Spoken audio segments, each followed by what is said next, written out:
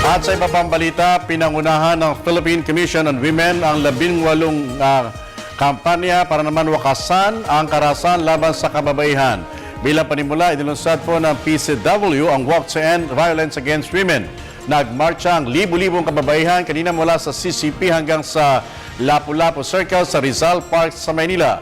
Kasama ang lahat ng government agencies, non-government organizations at iba't ibang sektor, binigyan din po nila ang kahalagahan ng karapatan ng mga kababaihan. Samantala, ang nationwide campaign ay magtatagal hanggang December 12.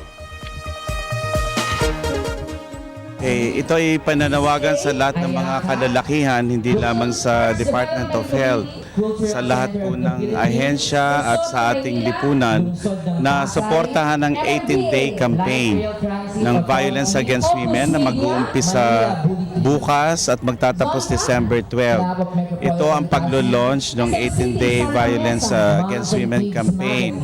At tayo nga ay naglakad mula sa Cultural Center at nandito nga tayo sa Lapu-Lapu Monument para ipakita ang samahan, pagkakaisa ng lahat para tapusin na ang violence against women sa ating bansa.